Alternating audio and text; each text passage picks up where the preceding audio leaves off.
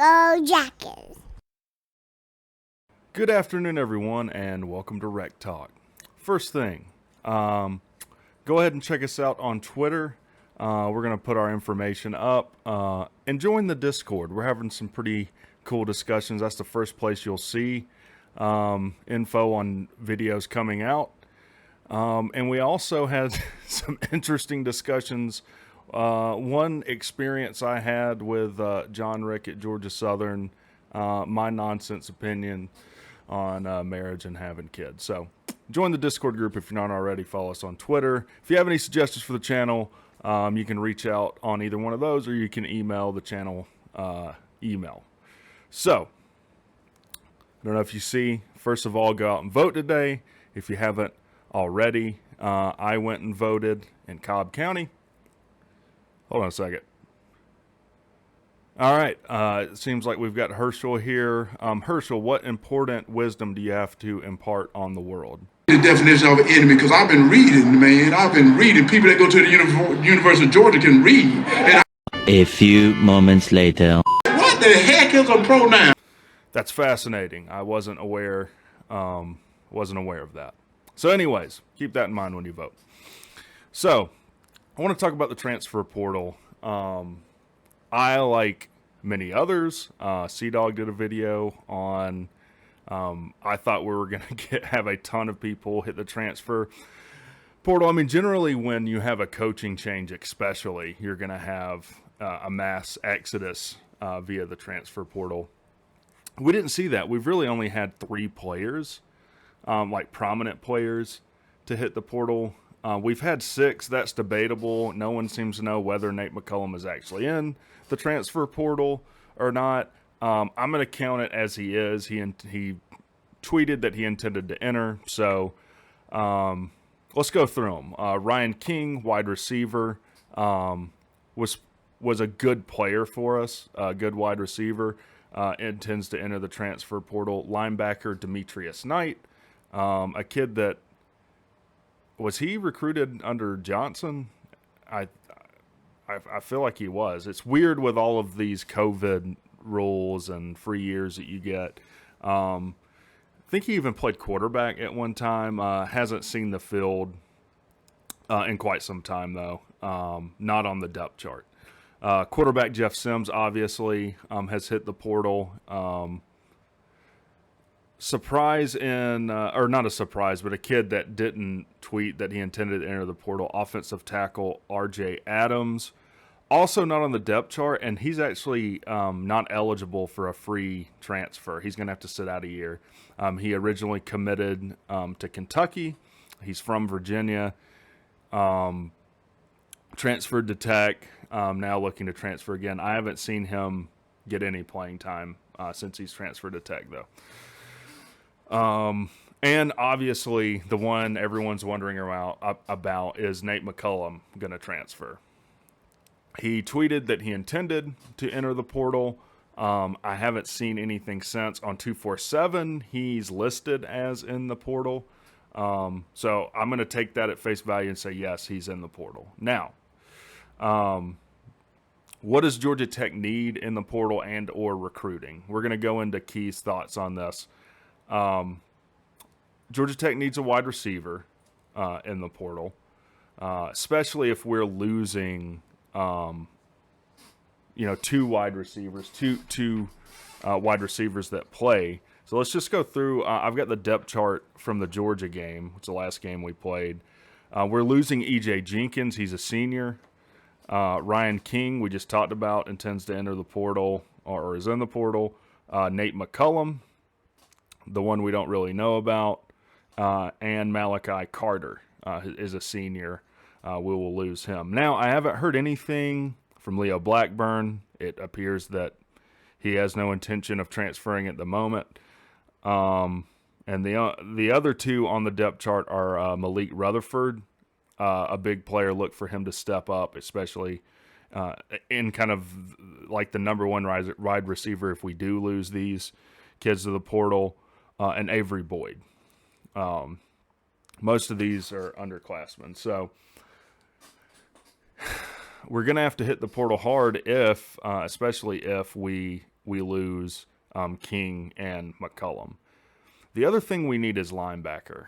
We've had Ely and Thomas who have been absolutely lights out fantastic for us on defense. I think that Thomas could be kind of a diamond in the rough pick in this NFL draft. I'm sure he'll fall into later rounds. I think he can be one that, a team takes a chance and drafts him and everyone says, man, we missed it on that kid. He was all over the field. He was a turnover machine.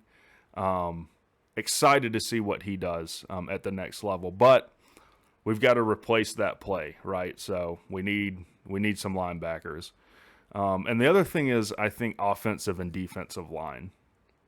Any team that's going to be consistently successful throughout a season, those games are always won right up front in the trenches. And we've struggled, we've struggled on both sides of the ball. Now, later into the season, especially later into Key's tenure, they played much better. And honestly, I was very surprised at how they played against Georgia.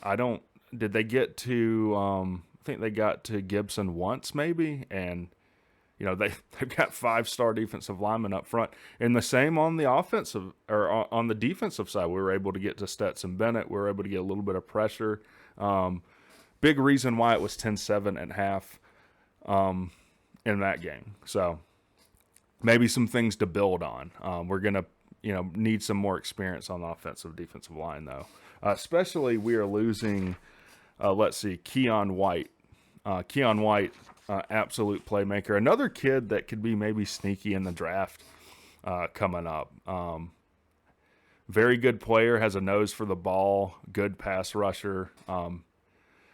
It's going to be tough to replace, so we're going to have to find a way. Now, with that being said, if you watched the press conference yesterday with Brent Key, and we're going to do a video on it, he did not really indicate that he had some intention of really beating the road down on the portal. He said the number one thing in recruiting is to recruit your own roster.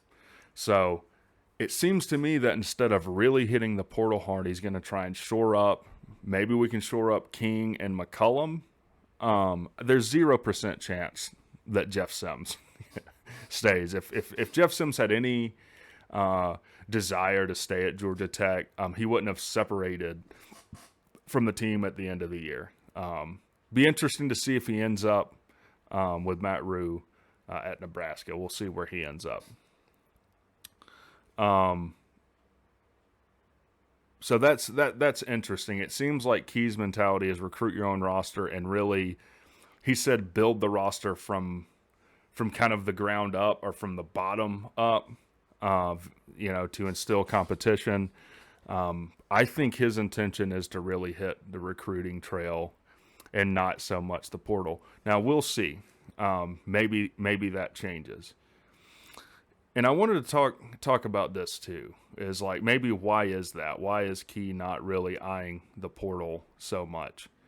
And this is where, I watched Bryce Kuhn. He did a live show on the introductory press conference, and I got put on my heels. So this is very important. I want to talk about this. Sometimes, our perspective is just a little off. So that's not a good sign. Does that mean Tech isn't doing well? I just bought that. I don't have a frame yet. So I just taped it up there. Really good engineering on my part. I'll say it this way. Like, if you're struggling maybe with depression, and that's kind of all you've ever known, and you don't ever leave the house, you hate just getting up in the morning, and then you start talking to people and they're like, man, that is not normal. Like, and if that's all you've ever known, it's like, what? That might be news to you, right? That's kind of what some situations at Tech are like for me. So Brent Key, we did this $2.5 million scholarship initiative. And at the introductory press conference, it was said that the last donation to meet that goal was made by Brent Key and his family.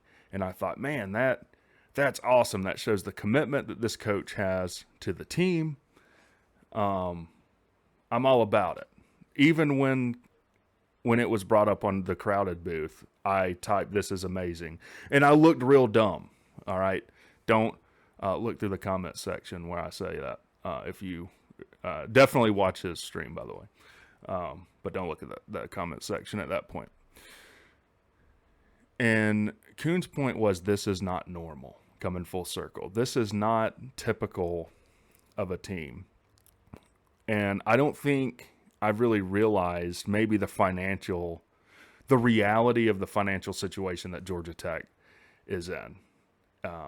From what I can tell from people that know more than me, which is most, we're probably in the bottom 20%, bottom fifth of the country for what I would call, let's call it like financial competitive solvency. Not that we're going bankrupt, but how do we stack up against other teams?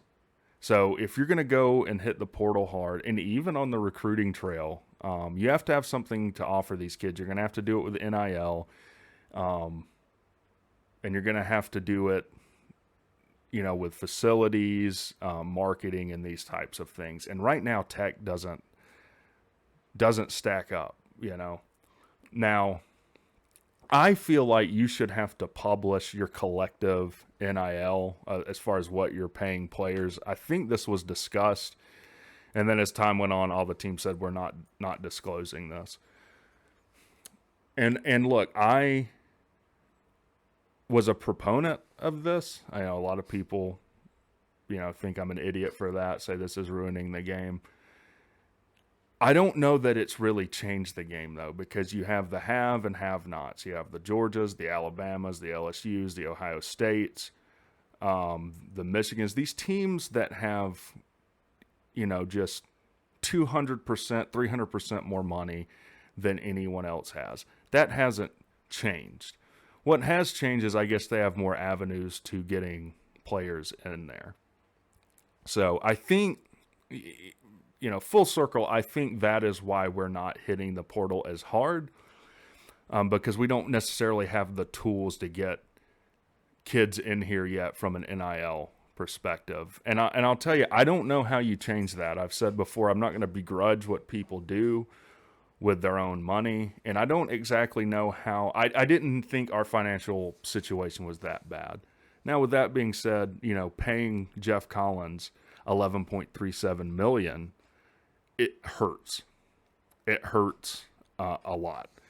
And I know a lot of people are saying like Jeff Collins should pay that money back for how horrible he was if he really cares about Tech.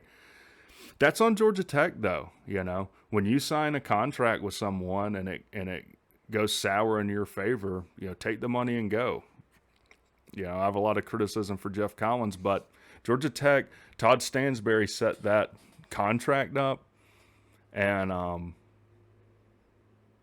that's why he's no longer here.